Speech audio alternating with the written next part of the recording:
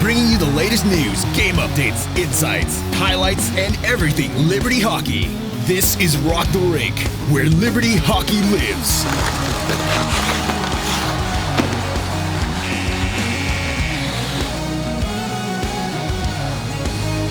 Welcome back to the Rock the Rink podcast. Happy New Year to you all. We hope Christmas was wonderful and you had a great holiday season.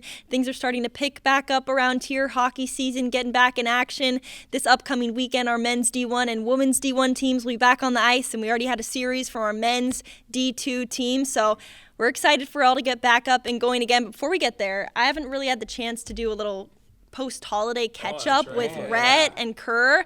I mean, first of all, how was your holiday? What were you up to? It was fantastic. We stayed home. We didn't leave. We didn't go anywhere. Way to go. That's the way. My parents came to us, and that's what's going to be happening. Force their hand.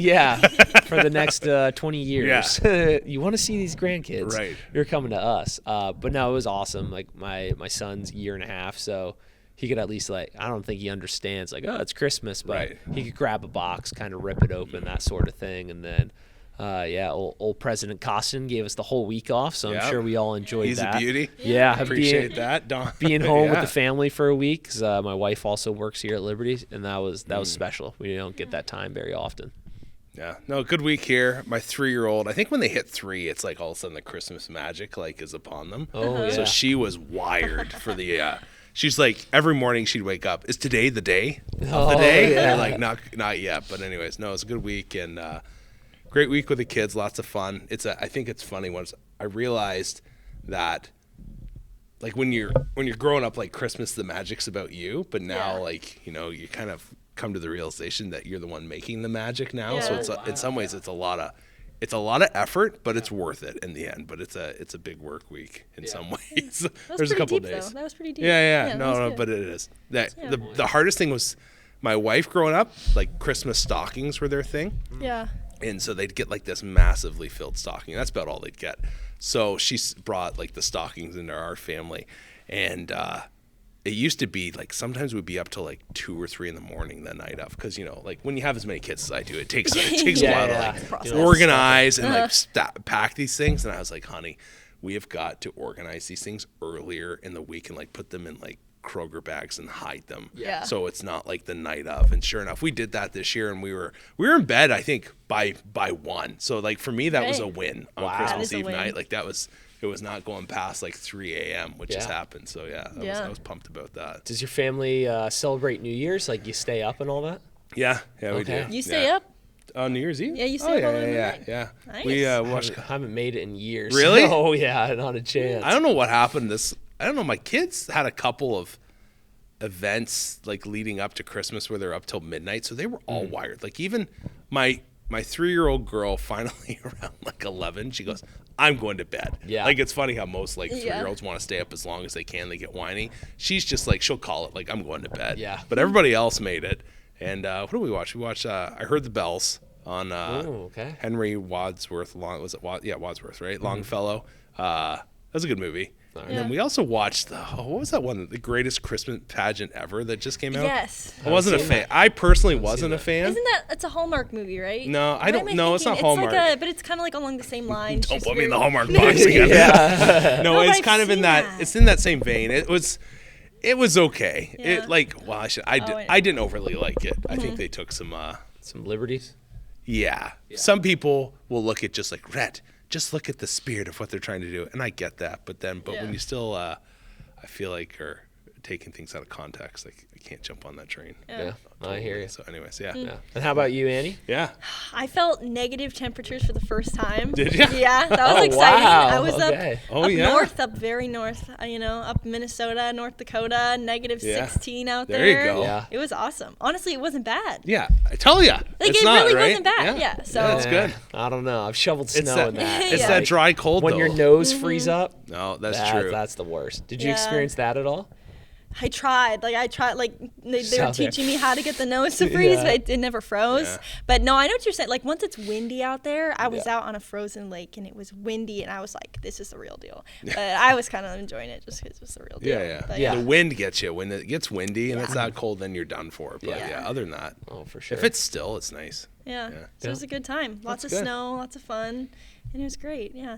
But Brad, I was gonna say, I'm surprised you don't do what I see. A lot of people this year would take their kids like into a room and like 7 p.m. they pretend like it's midnight, and then the 4-year-olds they have the little Happy New Year, and go to bed, and so it's a good trick. Yeah. I'll have to try That's that smart. one year. No, we watch a couple movies together, and then we'll pray into the new year, and that's kind of our thing. That's good. So, yeah. That's awesome. Yeah, that's good. Yeah, well, hockey's getting ready to start back up. Yeah, I'm excited. Yeah, men's D2 already had a series this past weekend against Yeah. Lindenwood. Unfortunately, falling short in both of those games. Second one, a shootout, super close game. Rhett, you were there calling the first game. I think it was pretty clear that game one, they didn't come out, they had to shake the rust off. Like, if you call it, it is what it is. It was a really bad start. The first period was really rough for them. And then I felt like, for me, the second period, they started to play better. That's a great point. And I'm kind of going back and thinking through it now. Second period was better, but then they get a 5-minute major. Yeah. And that kind of derails you, right? And then you also start off the third period on a 5-minute major, which I thought that was a little ticky-tacky. Didn't think it was that bad of a hit towards the end of the period. But nonetheless, you go into the third, you kill off the major, and then I thought they really started to play well. Like, I thought D2 started to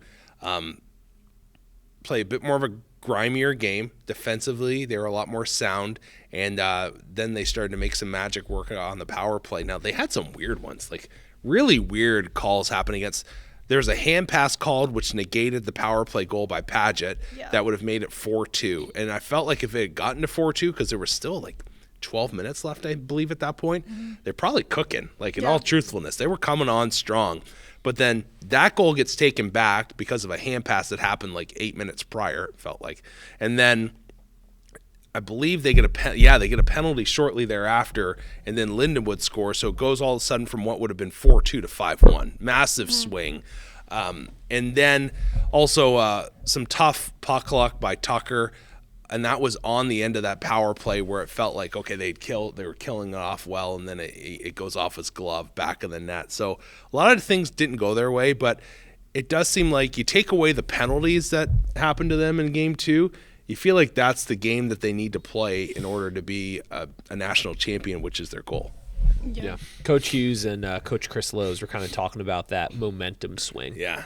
Just like we thought we had it, and then they came down, scored, and like that's a killer. Yeah. But hopefully through all these games, especially as they're playing Lindenwood, they kind of realize at any point the score could be up and down, but you just got to play consistently. Like you were mentioning, they from that second, third period on, they kind of found it. So hopefully that's kind of what they learn of, like, sure. You just never know what's going to happen in some of these games. And I always kind of say too, when you're playing top teams, which Liberty is one in and of themselves, the games could get out of hand or be super close at any time, right? A couple of mistakes here and the other team's going to bury, and all of a sudden you're down 1, 2, 3. But yeah, hopefully just the learning opportunity of just stay consistent throughout the entire game is the big takeaway.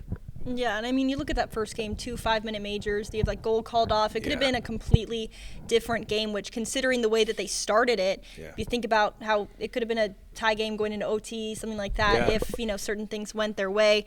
And then game 2, I mean, you're on the PK 11 times. You go 10 for 11 on the PK. I mean, it's just wild. I mean, on the other side of it too, you're 1 for 11 on the power play. Penalties were just insane in that game. So, unfortunate the way that game ended. Losing the shootout, you were so close to coming away with that one. But, I think it's not as drastic, as you might think just by looking at the stats coming out off the weekend. When you really think about it, it was a close series. Both games were tight in some regard. And so I think, you can be encouraged by some things going forward, and definitely motivation to start off the new semester.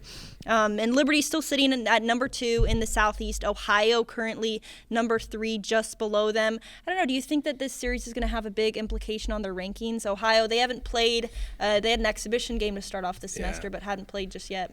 I wish Pat was here for this. He's so much better at this. I think the fact that you lose in the shootout, it comes out as a tie, right? So the fact that you tied the number 1 team and then you lose by 3 to them, I think they're probably okay. I believe they'll still be in the top 2 spot. Yeah, and they split with Ohio just before the break ended. Which that helps. Yeah. I think another thing too is 1-3-4-1. Yeah, split they had there. Yeah. I will say this. managing to like keep was it Nicholas? Is it Lane? I think is his last name. The star on Lindenwood pretty quiet in that second game. Like if you give him, I'm surprised if he gets 11 power play opportunities. Like that kid's good. Yeah. He's really good. And so the fact that they were able to keep him quiet is impressive. Yeah. And that PK did a lot better job after the first period. Like they didn't have really active sticks in the first period on the PK, and a lot of defensive zone coverage wasn't where it was. But then coaching staff, and I think the team itself, like this is a veteran group, kind of got their heads turned around right. And after that, their PK was so much better. And like, again, your PK is over 90% in game 2. Isn't that crazy? Like that's insane. But yeah. Like that. Any concern, Rhett, with the amount of penalty minutes they were racking up there? Obviously, it's first weekend back, but what do they need to work on moving forward to try to limit that? Because you can't play an entire period in the penalty box. It's not a recipe for success. Maybe call the scheduler and see if you can get some new refs sent in. There you go. Might be one part of it. Does it worry me? Like, I guess it has to worry you in some regard. You can't play that style at nationals. Or I shouldn't say style, because I don't really feel like they're dirty. And I didn't see the second game, you know what I mean? Yeah. And I'll be 100% honest. One of the refs there, in my mind, I've seen him a bunch this year. I always feel like he's a little ticky-tacky, so it could have been that way. And I don't know. So that is something that just pops in my head, though, if I'm honest, right? Yeah. But the plain and simple is, no matter who the refs are, you can't go to the box 11 times when you get into games against teams of that caliber, or any team, truthfully. It just takes you out of your flow. Like, you spent 22 minutes on the PK, and if there's no majors involved in that either. So that's a whole period. You're playing a whole period, a man down. You're not going to win. Like, if you take that away, Liberty probably wins that game, in all truthfulness. Yeah. So it's something you have to rectify. Not exactly sure how it is. And I don't, again, from watching D2 a couple times this year, they're a pretty clean team in my opinion. Yeah, I agree. So I'm not exactly sure how they had 11 calls against, but it is what it is. Yeah, so they're going to have another chance to take on Lindenwood in just a few weeks from now at the Miami, Ohio Showcase. They're going to play Lindenwood, Miami, and FGCU. So that'll be a fun little litmus test toward the end of the season, seeing where they're at. But this next coming weekend, a good opportunity for them to really get some confidence back, playing NC State in a 2-game series, the Wagon Wheel, a home and away, which actually it's funny. I went to a Canes game last week, and the NC State team, they were advertising that they're going to be playing the Canes alumni. Oh, really? Yeah, in a game. Oh, hey, that's really cool. Yeah. Still, that's a pretty cool opportunity. Yeah. So, no, Is NC State any good this year? I don't even know, if I'm 100% honest. It's one of those things. That's been the kryptonite of D2 for like the last 5 or 6 years, right? So while it is, an opportunity to get your confidence back, at the same time, you don't want to play around, because for some reason NC State just seems to have their number when it's when you think you've got them down and out. They do things. Another thing, looking at the rankings in D2, how about Virginia Tech? Welcome back to crazy. I know, right? Like welcome back to being a team in the regional rankings, and one that could actually maybe make something happen. That was kind of fun to see. Okay, it's kind of interesting. They played the Canes alumni yesterday, and they won 7-6. Did they really? Yeah. Man. No, how many years back? I don't have those stats, but that's what I was wondering too. Canes aren't that old though. It can't be like, I'm thinking like Ron Francis probably, if that was in there. And does Rod the Bod take a game off? Oh my gosh, I would not mess with him. Get out there. I would not mess with him for a minute. Ray Whitney, Rod Brindamore, Cam Ward, Justin Williams, Chad LaRose. Gosh, I would not mess with LaRose. Glenn Wesley, is he on there? Let me see. The last 2 summers, I've gone down to Raleigh, and I've seen Coach Brindamore working out. Yeah. Just a monster. Yeah. That guy probably has like, what? Still a monster. 0.5% of body fat. Yeah, I mean, that's a good assessment. No Wesley. Here's the full list. Let's see here. Yeah. I want to see here. Oh, Mike Commodore. So he was a bit of a rough. And Eric Cole. Yeah, if I was these kids, I'd be literally scared of my life a little bit. Because Eric Cole's a big fella. Patrick Eves, Commodore's big guy too. And these are all the guys that are playing and not just like an alumni list. Yeah, they played. So that's kind of fun. Crazy. They didn't say everybody that was obviously playing, but that's pretty cool. Yeah. That's pretty Are cool. they gearing up for next year's like outdoor game or something? I don't know. There's an outdoor game at Florida next year. Yeah. Yeah. What? Yeah. Yeah, that's what they're doing honest the truth. Winter Classic next I year. hate to say it. The Winter Classic, they've killed it. You know, you know how your parents would always say like too much of a good thing? Yeah. That's exactly what happened. Like they took it from like Heritage Classic, then the Winter Classic, and then they had like I don't even know what it was, like the series of classics. Like there was like 4 or 5 outdoor games a year. It's like once you start doing that, it takes away the novelty of it. Yeah. It should have just remained one game a year. And I hate to say it, it needs to be up north, like Yeah. where it's Oh, yeah, actually yeah. cold. Like you're going to do it in Florida. I think it's in Miami, isn't it? I think Is it so. the Panthers yeah, in I it? think so. Like how on earth is this going to work out I well? understand. Yeah, I don't I think it's don't at know. like the Marlins Stadium or something like that. Yeah, have fun. I don't It's know. gonna be some bioengineered ice. Yeah, A new for way, real, yeah, new yeah. way of keeping Yeah. it cold. Yeah, no, I'm But just looking at NC Blast chillers State's. shooting down. Yeah, no, Yeah, NC sorry, I State's kinda schedule. put you on the No, spot. no, they've done pretty well this year. Have they? Honestly, Okay. looking at, they don't have like their record jotted down, but a lot of W's on this list. Only like 2 or 3 losses.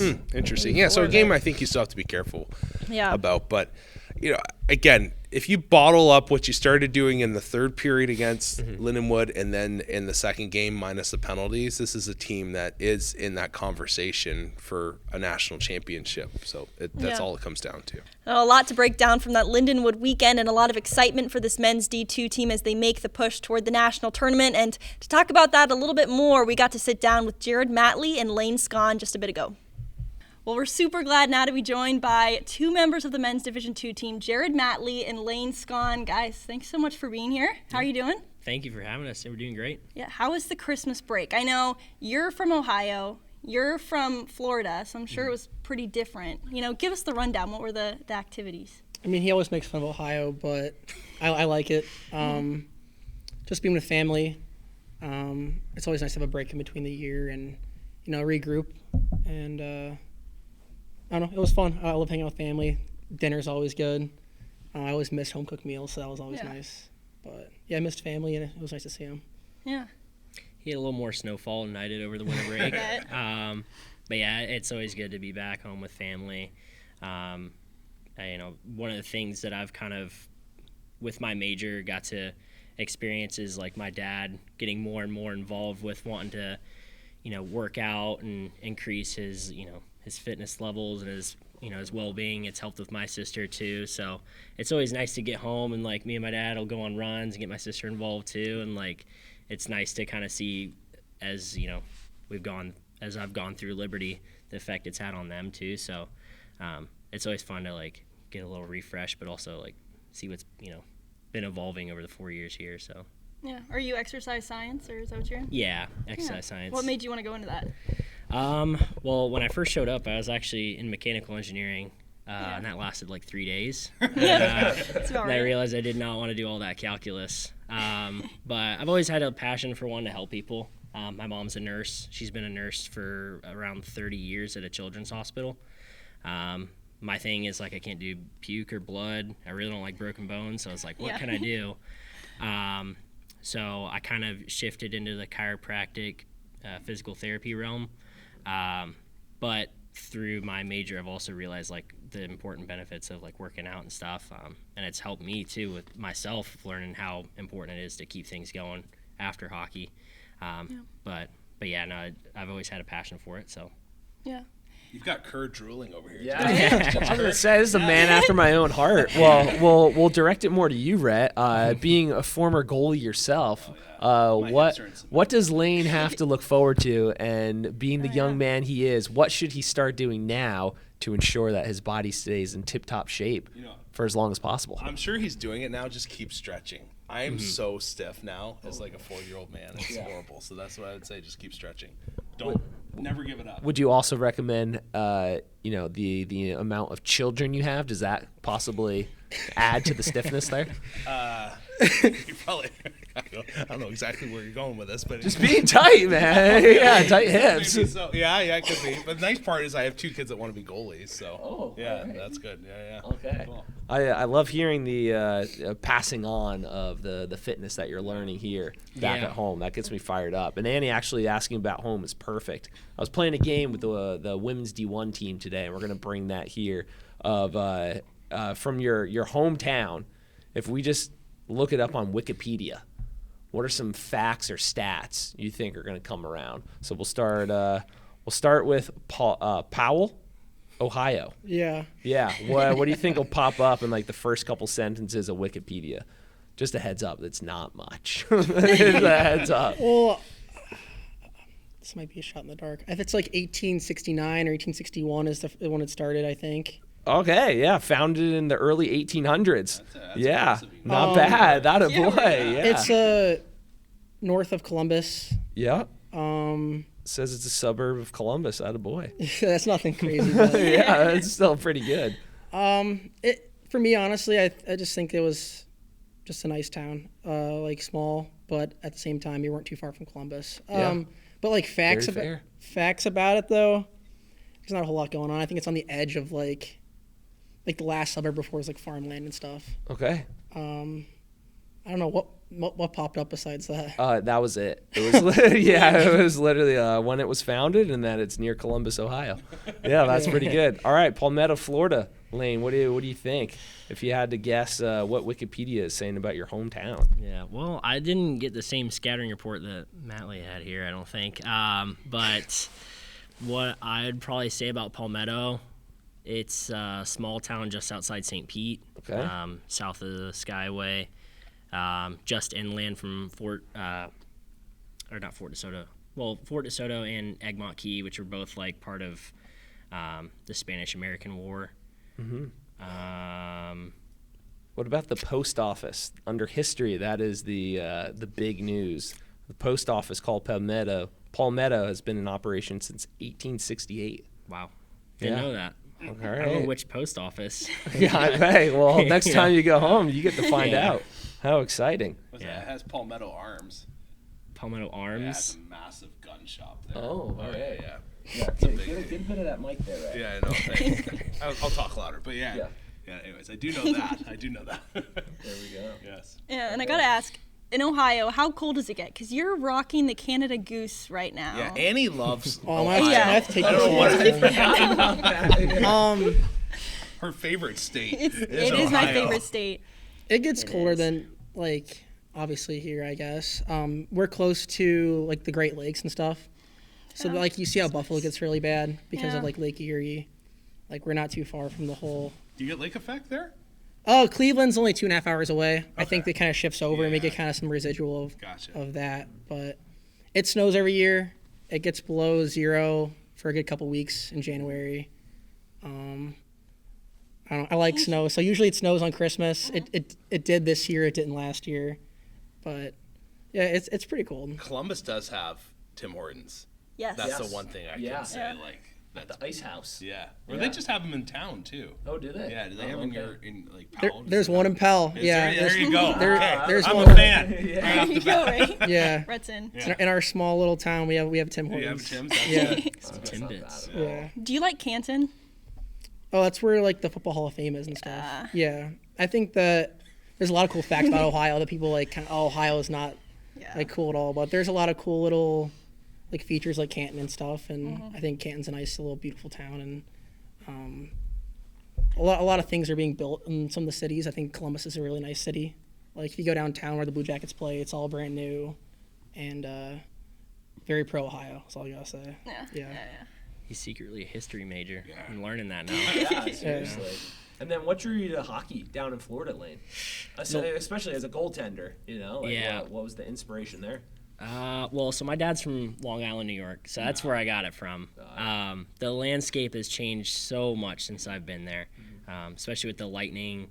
You know, I'm a Lightning fan, so watching them go back to back in the Stanley Cup, and then the third year going to the finals again, and then obviously what Florida's been doing, going to the Stanley Cup, and then winning the Cup the next year. There's just a huge boom in the hockey market down there now. There's a lot of kids that do want to get involved in hockey.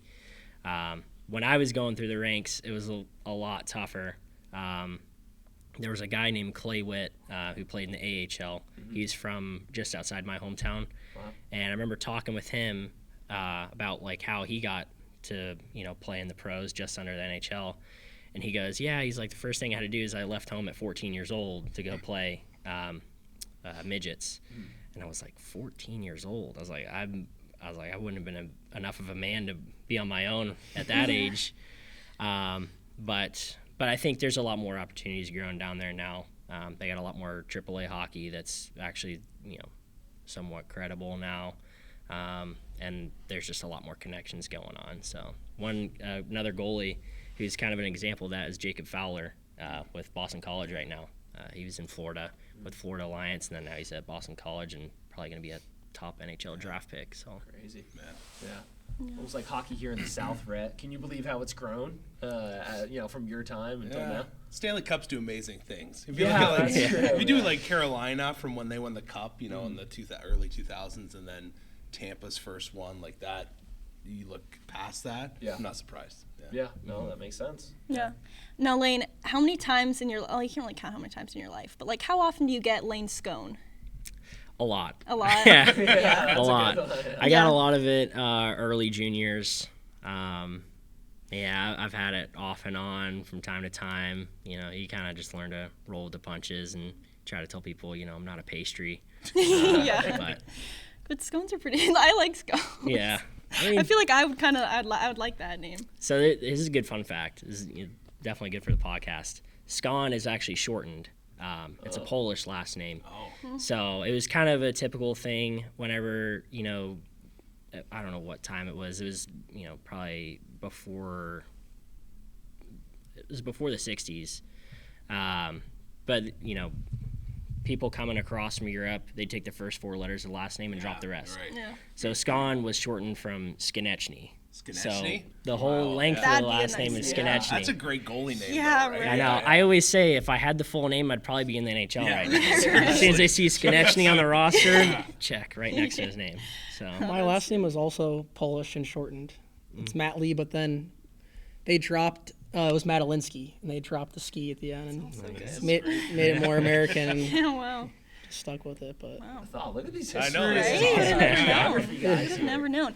Now, not only do you guys play together, you're roommates too. So tell me a little bit about like each other's life behind the scenes. Like, what do we not know about Lane that we wouldn't expect, or what does Jared Matley do in his free time? oh boy. we're gonna have to cut this segment short. Yeah. I mean, he's a great roommate. Communication's pretty good. Does he do the dishes? Yeah. That's the up and down one for sure. Both parties are probably to blame here, but yeah, I mean we're pretty good roommates. We live with Cooper and Josh Harrell too, and I'd say those guys are the really neat, tidy guys. And then us, we're not messy by any means, but Yeah, they definitely like put us in our place sometimes. Yeah, sometimes we need to hear it, Yeah. So. Like our house is pretty clean, but it's because like Harold and Cooper are always kind of on top of us and that sort of thing. But yeah, we're not dirty. We're fine. I don't like cook as much as the other kids do or roommates, but I don't do the dishes as much as the others, but I have good reason, I feel like. Who's the cook though? Like, do you guys ever come home and like Josh Harrell has like a nice dinner ready for you all? Well, I feel like we're the 2 single guys in the house, and they have like girlfriends that kind of like cook for them and stuff. Yeah. So It's a rough. yeah, they rub it in sometimes whenever Okay. they have like their own home cooked meals, kind of waiting for them. But I don't know, we hold our own. I feel like. Yeah. He's not a bad cook. I dabble. Oh boy. Any Polish type of meals that come out? Pierogies. Yeah, pierogies. Pierogies, I can eat. Yeah. What are pierogies? Oh, pierogies like a pasta shell, but it has potato, like mashed potato inside. Oh. You can put like, I don't know, cheese or like bacon in there. Oh, it's so good. Yeah. It's like a Polish ravioli, basically. Huh. Pierogies are amazing. Yeah. Yeah. The mother-in-law has been known to make some pierogies. Really? Oh, Yeah. yeah. They're unreal. Yeah. Now, shifting gears to this season, just tell me about what this year has been like for you guys. I know first semester was pretty difficult. A lot of guys hurt, kind of trying to work through all that. Just tell me, like, personally, how you feel like the year has gone. I know you guys are both graduating seniors, right? Yeah. Yeah, so at this point in your career, how you feeling about the season and how you guys are doing? I mean, I think we're in a pretty good spot. Like you said, like first semester, obviously we had some struggles with a lot of hurt guys. We were kind of, I think one thing we really struggled with was finding an identity in our brand of hockey. Early on in the season, we got 4 really good wins in a row. But it kind of masked for us like what kind of identity we were building in games. And obviously it gets really hard to do that when you start missing some pieces along the way with guys getting hurt and not knowing where everyone should, be in the lineup. But I think the more challenges we get thrown our way, the more we learn to handle adversity. And at the end of the day, when it comes time to play in March, I think we're going to be ready for that adversity. I saw that at the end of last season when we got there. We had 2 games where the first 2 games in pool play we were behind, but you got in the locker room in between periods and no one showed any sort of fear or panic or anything like that, and that was the best response I've seen out of any team so far I've been on at Liberty as far as handling adversity. So if we can get to that point by March, I think we're in a really good spot. Yeah, I think that he worded it pretty well about how, like, I don't know, we've been in those situations before, and at Nationals, I think we just got to keep building on, learning from our mistakes and stuff like that. We had 2 big emotional wins to start the year, and since then, I feel like we've been slowly, we were up here, and we're slowly trying to, like, we haven't played that hockey yet. We know we can play that hockey, and we have to get there by March. And, we've played some good teams, and I think that we're going to be battle-tested. But I'm excited for our big senior class to go out with a bang. I feel like we're not going to go down without swinging. I really want to make a run because this could be it, Yeah. I really like, Lane, you used the word learn, and so it's like you either win the game or you learn kind of from the game. And we look at this past weekend, was it, great learning opportunities? We kind of have a direction to move in. We kind of had some thoughts. Here's where we're going to go for kind of the rest of the semester. Or it was the first, first weekend of games coming off a break. Not much we could learn from that. We were just kind of, getting the feet going a little bit. So when we look back past weekend, were we able to learn, or was it just like first weekend back, happy with a few things that we were doing? Give us some thoughts there. Yeah, absolutely. Great. It was a great opportunity to learn. Anytime you get to play a top team in the nation, like, you're always going to come out learning something new about how they play and how you answer to their type of play. I definitely think we maybe showed a little bit of rust or, oh, geez, this is how it is to play hockey again in the beginning of the weekend. But again, like, going off of, adversity and how we handle it, like, that was immediately we were put, they were trying to put us on our heels, and it was like, okay, we have to respond or you'd fold. So I think we did a great job of responding. They're a great team. It's going to be a sort of thing where it's back and forth with them all season long. There's a reason why, they've really haven't lost much this year. And we've had them on the ropes a couple of times, just fell a little bit short. Definitely a sour taste in the mouth, but that's going to be fuel for the future. But yeah, it was a great time to learn. I think personally for me, I feel like I've learned a lot about the weekend. I'm sure that you'd probably say the same. Yeah, I agree. I feel like you're always learning the different things about either with my line, you know what I mean? We're like, hey, we should do this next shift or next game against Lindenwood, we should do this. And like you said earlier, we were right there with them. They're the number 1 team in the country. We were up 2-1 going into the third. And ever since the first period of the weekend, I think we played pretty good hockey. We gave up 3 goals in the first period, and then after that we were either beating them in the period or tied with them in the period or just losing in the shootout. You know, I mean, we took it to the end in the last game of the weekend, and for the number one team, I think that we can beat anyone in the country. We beaten Gulf Coast. We're going to play them again this year. I have a lot of confidence in my team. That just comes from how close we are as a group. And heading into nationals, you know, like the team that's the closest and the team that's willing to go above and beyond will win the games. And I don't know, I'm still excited for what's to come. In that first game, was there like a moment in either the first intermission or second intermission where, like, do you feel like something switched, or was there something said from like coaching staff or leadership? Because there was a big difference between, in my mind, it started in the third period of game one. It's like at that point, you guys started to outplay them for the rest of the weekend, right? And I know that you lost the second game of the shootout, but like, and you guys had some horrible puck luck, it felt like, in the third period of the first game. But like, did something happen in that time frame that kind of set the course a different direction for you guys? It's tough to really, you know, put the hammer on the head of the nail for what it really was. I know in between like the second and third period, and I kind of, one thing I said to the guys was like, there's a reason I'm not like giving up yet. Like, I totally have confidence in you guys that we can score 4 on these guys quick and get right back in this game. Obviously we didn't, but you know, something like that is just kind of a general consensus for our team of we need to be confident in every single moment. And, you know, here at Liberty, we get the opportunity to preach that, like, you know, our confidence doesn't come from ourselves. Our confidence comes from God. And, you know, he never said that he was going to leave us or forsake us. Maybe it's not for us to win a hockey game, but it also doesn't mean that he would just totally abandon us for trying to use our talents, our gifts that he's given us to play.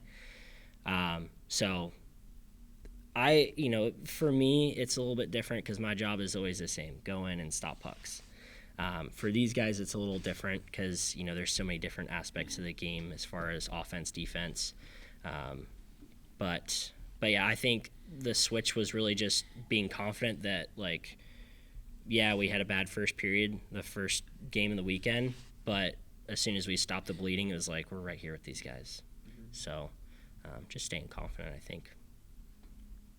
Yeah, no, I agree. I kind of like how I worded it. Also, I love how we pray in between every period.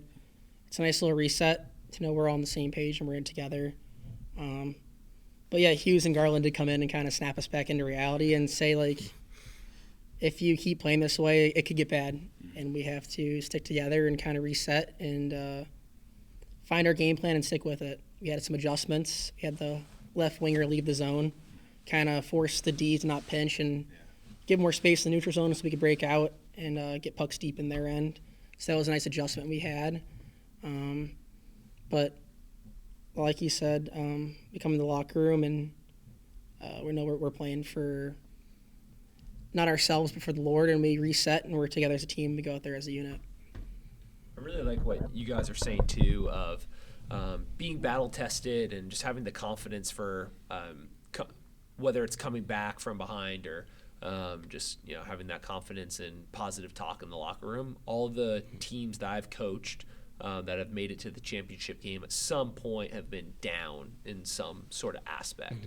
I think back 2017, I think, men's D2, they were down, I think, by like 2 goals to Williston. And they were able to eventually come back, tie the game, make it out of pool play, and move on to the championship game. Women in 2023 down 4-1 in the semis and still able to tie it, come back in overtime, win, and get to the finals. So those things are just so important. Just kind of being battle tested and ready. Talk a moment, if you will, too. Like both seniors, seems like you have a big senior class. Everybody who's super hungry. Just talk about a few guys. I know it's hard because you don't want to leave anyone out, but just talk about how, you know, ready and hungry you guys are. I can go first. I love the game of hockey, and I think that I've grown to love it even more being at Liberty. Just being able to be with a group of guys from my freshman year until now, and we're growing as brothers in Christ, as brothers on the hockey team, and just learning off each other. And I think some big guys in my life have been obviously my roommates, Josh, Harrell, and Cooper, and Lane. I think those guys have helped me grow not only as a hockey player but as a person. So to win a championship for them and for our whole team. Guys like Eric Abate, who played on D3 and D1, I guess, at some point for first semester. First semester. He's on our team this semester to finish out the year, to finish out his senior year. He's a hardworking player, and he's been a close friend of mine, and he's been a big part of my life. I'm sure Lane will probably have something to say about those guys too, but funny enough, Cooper just got engaged, and so same with Harrell, both our roommates, and we're going to be groomsmen, so that's pretty cool. I'm kind of rambling on here because I'm super excited about humble brag. Just talking about these guys. Our senior class with I think Logan Johnson technically now is a senior with us, and could be his last year playing hockey, and he's this hardworking guy that I think brings a lot to the table. I know I'm leaving people out. You're on the – who did I miss?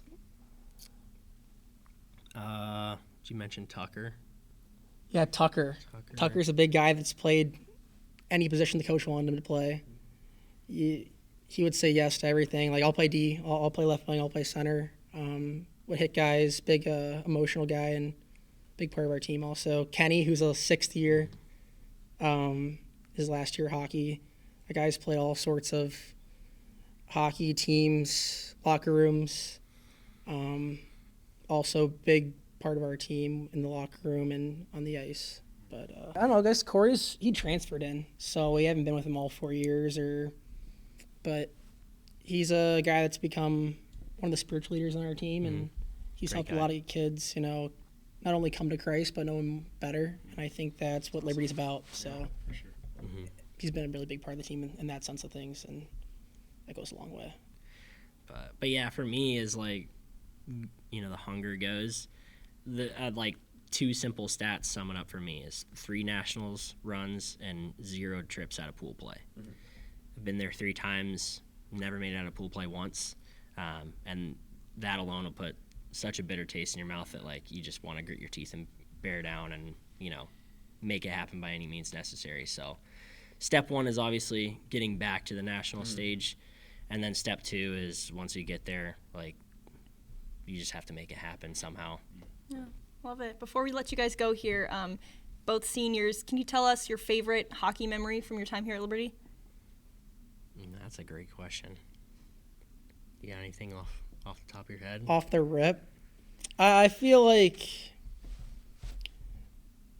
the comeback against in pool play, I think we were down 4-1 or 3-1 or something like that, and just in the locker room together, we had a nice prayer, and I think I just felt it in the locker room that we were going to come back and win, or I felt that we were going to win, and we ended up coming back out there and playing the hockey we knew how to play, and scored a couple late goals and ended up winning it in regulation to keep our hopes alive. And I feel like that's what it's all about, winning a game from behind and celebrating with your teammates, and it was fun. Yeah, it's a great one. I got to pick something different. I can't go the same one. Didn't actually count as a win, but in my book it was a win. Was a shootout win against UMary. I think it was our sophomore year. Yeah, sophomore year. You stood on your head that game too. Thanks for pumping my tires. But yeah, that was awesome. I mean, they were by far the best team that we played for. I mean, the first 2 years that we were here, they were the team to beat. So to finally have them come into our home barn, take them all the way to a shootout, and finally win, that was an awesome feeling. Yeah, and hopefully you guys will have a new favorite memory at Nationals in March. But yeah, until then, thank you guys so much for joining us. It was awesome to have you on here. Absolutely. Thank you for having us. Appreciate it. Well, it's great to sit down with those two, a fun pair of guys, and some great stuff there that they were saying about their team and what they hope to see the rest of their season. And now we shift gears to the men's Division I team getting ready to open the semester against Calvin, a top 10 team in the ACHA. They've grown pretty rapidly, Rhett. Yeah. And, considering that Liberty is going to be down some pretty reputable guys this weekend, it should be a good series to watch. Yeah, it's going to be a test, that's for sure, for the Flames when you have so many talented skaters that are over the World University Games, which we'll talk about here in a few minutes. But yeah, Calvin's come on the scene here lately, a Michigan school that has done really well. And when you play these schools, and I'm sure for them, they're going to come into the situation, be excited playing a new team. And then you're playing Liberty. You're going to be on ESPN. So a lot of pros for them, a lot of excitement for Calvin as they come on the scene, and then you move forward. And like you said, Liberty's missing some pretty important bodies. Like you got Finch, Ratzlaff, Calendike, Couch, DeBrito. So you got some bodies that are out, and it's gonna be interesting. All hands that are available on deck. And Cable. I don't know if we said that. Yeah, Cable's there too. Yeah. It's too many. Yeah. And the guys have done well. Like I saw DeBrito score. Well, we'll get to that in a few minutes. He did. No, but also something interesting to note is the new member of the men's division. Yeah, that's true. Going to make his debut this weekend, Luke Anderson, and he has a pretty deep history of playing with some of the guys on this team. He played with Versalono and Nate Cox at North Star, and then he played at Kenai River with Ryan Finch, and he's run FCA hockey camps with Reed Bogenholm, Grant Morton, Laz Cable. So he's familiar with the environment, which I'm sure, helps out a lot. 6'1" defenseman from St. Cloud, Minnesota, transferred from Bethel. So it seems like it'll be a welcome addition to this team and, a good body to have back there on the decor. Yeah, for sure. And Kerr, you've probably, I haven't had the chance to meet him yet, but I'm sure you have. Yeah, I mean, you wouldn't even know he's there, meaning he just fits in and assimilates. That's great. Right? Knows all the boys. It is not standing out in negative ways. Like he's all about the Liberty culture. So it's been great so far. The couple of workouts we've had and interactions, having Luke in there, and then too, just like another body always needed, right? As you're coming down this back stretch, especially current situation we're in, down a couple boys. Yeah, and you look at with the guys that you have down, I don't know, each of you give me a player that you'd like to see kind of break out this weekend with the opportunity that they'll have with more ice time. Oh man, that's a wild one. I don't know. Breakout. Yeah, hit me up. News. Yeah. Mikey Williams. No, he's not. No, he's not. No, he's not. Dude, I can't wait. No, he's not. No, I hope I'm not crushing him, but I'm pretty sure he said, and I've heard, he's practicing with us this week. He's skating with the boys, eh? He's skating with the boys, and I'm pretty sure he's getting a game this weekend. Okay. Might be Star Wars night. That's amazing. That's what dreams are made of right there. That's the breaking news. Yeah. All we need is the Star Wars video, and Kirk takes off a mask and says to Mikey, "I'm your father." That's it. Yeah, but he was winning draws yesterday. Had a couple good shots and breakouts. Oh boy, no, he's a team player. He'll probably drop the mitts. No, I'm not. No, that would be wild. First period, first shift. Right. Here's what you got to do. Like, come on. Yeah, that'd be a tough one. That's a great, great question, Annie. Okay, so can I, forgive me, it's Christmas. We're coming off Christmas break. Is Ratzlaff available? Yes. Okay. He'd be my guy. Oh, unless he got kicked out of the game. I'm not sure. But, he's physically. He's here. Yeah. Okay, cool. Yeah, he'd be my guy. Okay. I love his style of play. I love how he's chippy.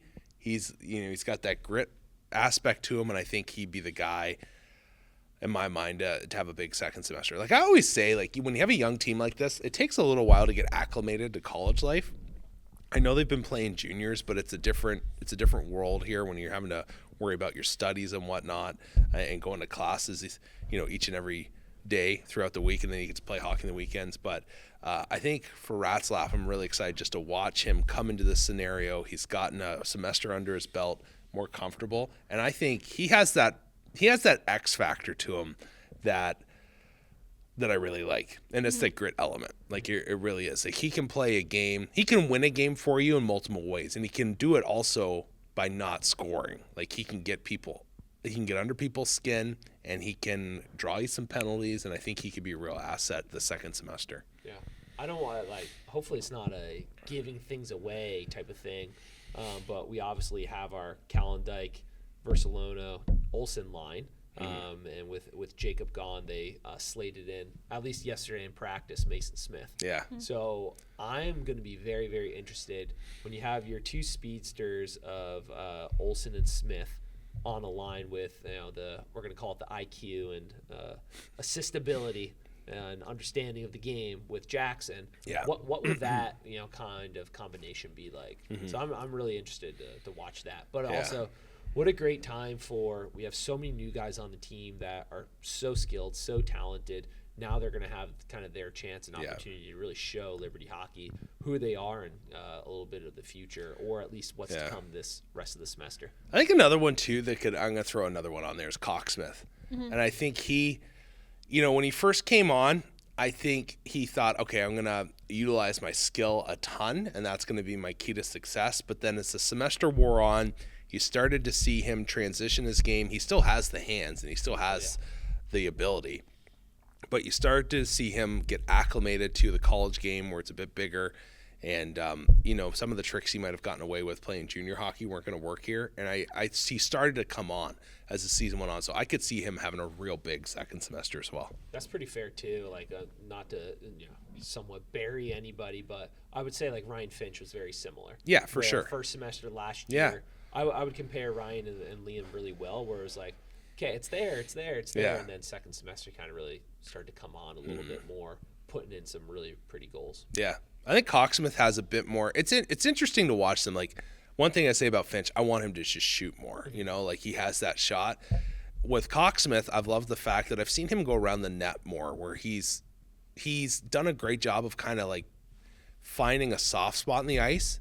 He disappears, and then he pops up right at the right moment to tap in a rebound on the back door. Like those little things, I'm like, okay, he's starting to figure this game out. I think that will continue. That trend will continue here second semester, and I think from that he will put more and more goals in, truthfully. Yeah. Another guy I'm excited for. He had some physical alterations this winter break. Okay. Michael Adam. Oh, boy. He's come back just a little bit beefier. I like it. Shaved his head. Yeah. Like he's ready for war. He dummied some ready. kids their first semester. Like I think it's fair to say he might have had the biggest hits in first semester. I believe it. So add on a little bit more beef. Yeah. And that's going to be fun. Yeah. If you go back and watch some of his BCHL highlights, like he could hit. Yeah. It's pretty impressive. Boy. Oh, yeah. Love it. That's awesome. And now we shift gears to the guys who are overseas right now, playing in the World University Games. The men's team, Team USA, opened the tournament with a win in pool play. They beat Poland 6-2. No pierogies for them. Yeah. No pierogies. But they're going to play again today at the time that we're filming the podcast. They're playing against Team Japan. But so far in Game 1, the stat line, some flames on that list. DeBrito with a goal, Laz Cable and Ryan Finch both with an assist. So, way to get out there and contribute to Team USA. And I believe Couch started today. I saw the lineup posted earlier this morning. So I believe Conrad's getting the start. Yeah. And I think DeBrito and Finch are on a line on the fourth unit. Calendike's up on the top one. And then Laz is obviously playing today as well. So good for those guys getting the experience, and it's fun to see. It's fun to they'll come back better hockey players from it. Oh yeah. Are you tuning in on Fizu TV? No, I haven't. Have you watched any yet? No. I'm looking at the link on Instagram right now. I'll have to check it out. I thought the game didn't start till 4:30 actually today. Till 4:30? Yeah, that's what I thought I saw on Twitter. Oh, so that'd be late there. Yeah. So I did like the time. So like 4:30 p.m. their time is like 10:30 a.m. our time. So if their game's at like 8:30 p.m. Oh no, I think the game was super late. So if the game is at 12:30 their time, what would it be ours? It would be like 2 a.m. or something. Okay, maybe I'm off then. Yeah. I could be. It could have been 4:30 a.m. or something. You were thinking. Maybe. Yeah. Yeah, I'm not sure. I was just looking at the ACHA times there. Go by that. Don't go by me. I'm just throwing out random things here. I don't know what I'm saying either. But, yeah, great experience. Good to see the guys getting some points. And, like I said, they'll come back and getting to play with some really good players throughout the ACHA there. And it's impressive that the Flames have so many bodies over there on this team. Yeah. And then on the women's side, they did drop their first game in pool play to Slovakia, but Brielle Fussy, 1 goal in the game and a shootout goal. So she's putting in the work over there, and their next game is today as well. Time 2:30 Eastern. At that point, it won't matter by the time you guys see it. But it's awesome to see everything that's going on over there, and we wish them the best of luck. Hopefully, some more gold medals like what they did in Romania just a couple years back. Yeah, but then. We take a look at our updated ACHA rankings. I know before the break we were talking about Liberty got to be a top 3 team. I know. I felt like such an idiot when I saw that come out, and the fact that they weren't in there kind of blew my mind. Yeah, so it's Ohio, Minot, UNLV, and then Liberty. Rhett, any extra thoughts about that? I was just really surprised. I was just like, I remember we were saying like, oh, for sure they're going to be like number 2, and then and then at 4. I guess I don't know, whatever. The rankings, you don't play type thing, and then that drops you down. I don't know. I really don't think so. But they took on Drexel, right? Like maybe Drexel was so low that it kind of still hurt you. That probably was it. Yeah, if you don't win by 7 type of game. Yeah, exactly. So I don't know. It is what it is. They were playing. Love the way that they were playing there just before Christmas. So we'll leave it at that. Looking at rankings, it is scary. Yeah. After finding out there were limited ice rink resources with Ohio sitting at number 1. Oh, I know. Like they're that good with, not being able to practice as often and only play on the road. Like that's a little frightening. Once a week. I mean, that's pretty wild. That's impressive. They're definitely fresh. Right? They're feeling good going into maybe every other game. coaches are going to start pulling from that. Yeah. Maybe dial back on the guys, we're 1 practice a week. That's all we're doing. Yeah. No, it's. But the number 3 team, UNLV, hopping ahead of Liberty, they had a pretty fun Christmas break. Oh, my goodness. Go into Denver, and they take out the NCAA former national champions in a shootout. That's crazy. The captain scoring the shootout winner, a beauty shot, and he's sullying hard. That was a lot of fun to watch. Good on them. And it's funny, there's people that are just like, college or like ACHA club hockey is college hockey, and it's true. Like on any given night, you can beat any team, and I think you could see Denver was just like, what the stink just happened. It was a shootout between the 2 teams, but good on UNLV. Like that's awesome. That's really cool. You just never know. Go ahead. I had so many people text me that don't usually watch hockey or they're not paying attention to the ACHA at least. Like, did you see this? Did you see this? And I was like, isn't that cool? And so, it was neat. It's a good, big thing for the ACHA. Yeah. And UNLV, they're just constantly trying to find those teams. Yeah. Right? It's awesome. Right. Good for them. Because they're hoping to make the jump to D1 sometime pretty soon here, right? Yeah, I've heard rumors of that. I'm not exactly sure when, but yes. Yeah. I think was it Minot who had some exhibition games against like the same type of teams last year or something? Yeah. That would make sense. It's funny. I could really see NCAA hockey, especially now with the ability of players to come from junior back to the NCAA. You could almost see it exploding. Talk about that real quick for we might have some Southern fans that don't know what. So in previous history, like if you made the jump to juniors, so in Canada you have OHL, the QMJHL, and also the WHL, which make up the CHL, the Canadian Hockey League, they call it. And it's all kids that are like 20 and under playing junior hockey. If you made that jump, you could no longer play NCAA hockey because you were deemed, I guess, a professional technically at that point. Yeah, they were getting paid. Because you're getting paid. But now with NIL, they've made it so that you can come back from junior and play collegiately. So you kind of think like with all those bodies that you could potentially see maybe want to come to the NCAA, like teams like a UNLV and all these high-end ACHA schools. Like, is there a time coming in the next 5 years where the NCAA hockey landscape expands drastically? I wouldn't surprise me, in all truthfulness. I would feel like it almost has to. Yeah. But then if we think of the other side and we just think like, I know this is going to get a little wild, but from a Title IX perspective, it's only men's players coming down from the CHL. Yeah. So where are all these schools going to now fund another women's program to balance them out Title IX wise? So but it could just be a big trickle down coming where your lower end D1s, your D3s, your ACHAs are going to get more talented players. That's true too. I wonder though, like women's hockey's growing. Like it's for sure growing at a rapid pace. Mm-hmm. I could see it. I could see them going both ways. Like maybe the talent pool's a little bit watered down initially, but I don't know I don't think that would last for very long. Like there's so many good young female hockey players out there now that I think they would start filling up those spots. And I don't even know. I shouldn't even say that. I don't even think it get watered down. Like you look at some of the girls that Liberty brings in. You're telling me that some of these ladies couldn't play on a D1 roster, like some of them, not saying all, but like I think there's a couple bodies that you could probably put on a roster that Fully would agree. Yeah, that, and also you have to think when they make that jump. And Kerr, I'm sure you can talk to this. Like their skill set is pushed and grown even more, so it's Yes. not like they're just going to plateau and be what they are here. They may even get better at that level. Yeah, no, absolutely. And to your point too, from having women's hockey camps here at Liberty. Yeah. I mean, we pull a lot from the Raleigh area, and when those girls Right. come up, like year after year after year, they're getting better and better and better. Totally. Yeah. So yeah, it's definitely possible. It's Yeah. going to be very interesting, just the hockey landscape the next couple of years Yeah. with the addition of the CHL into our NCAA system. Yeah. Yeah, it's changing fast, so it's going to be fun to watch as time goes on. You just talked about the ladies right there. The women's D1 team, they're going to open their semester with a pair of exhibition games this upcoming weekend, and they're going to have a couple weeks off before they start, kick off their first actual, true games. That'll be against Maryville and McKendree on January 30th and 31st. So that'll be, a good pair of games to get them back and going again. I mean, Kerr, they're already practicing, and they have these exhibition games this next weekend. How the ladies doing? They're doing great. They had a lot more energy this morning working out than I would have thought they would, especially of not just coming off a break, but this morning on a Tuesday, they've already had a couple practices under the belt. So the legs are typically pretty beat up, Yeah, right? yeah. It just is what it is.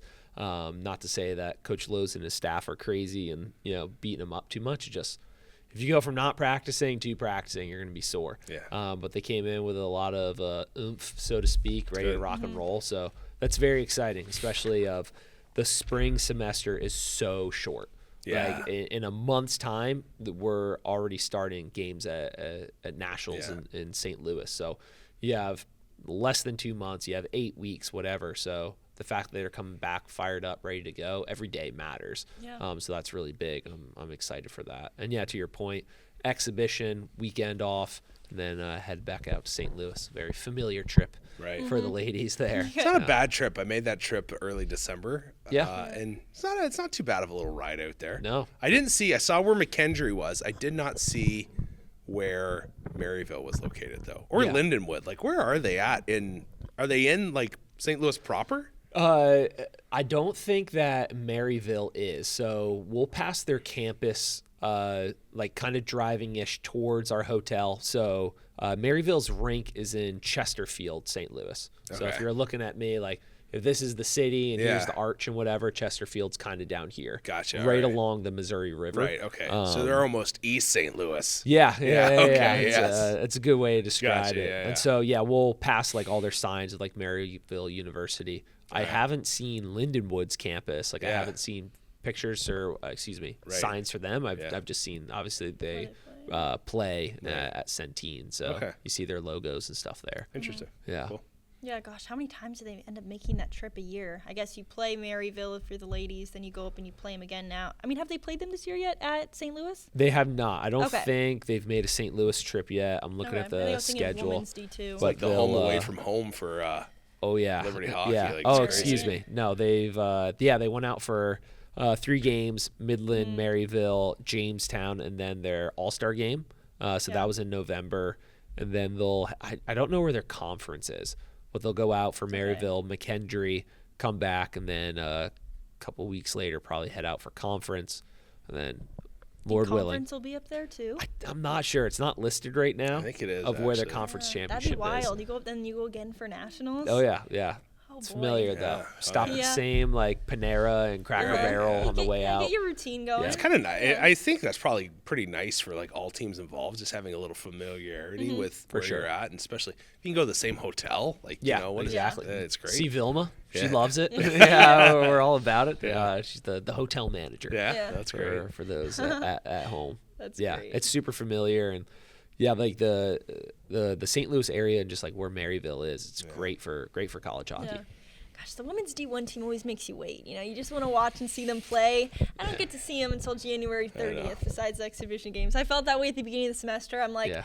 so much hype around this team. I just want to watch them play, but they keep it from you. Absence bit. makes the heart grow fonder. Yeah, February 14, 15 at home here at the LIC. That's what I'm waiting for. Versus Adrian. Those are going to be some big games. Yeah. Oh yeah. Cool. That'll be awesome to watch. Hey, well, hey, also by the way, like having Brielle Fussy over in Italy, they have another player in Italy. Brielle and Haley. Brielle and Haley, yes. Yeah. Oh my gosh, having those two, you're not going to miss any, miss them for any series. Yeah. They'll be back big. in time for it. So that's another perk, I guess, of holding off a little bit longer until you get to those big matchups. But yeah, we're keeping an eye on everything that's going on in Italy. It's fun to see our Flames in action over there and watch everything they're battling for.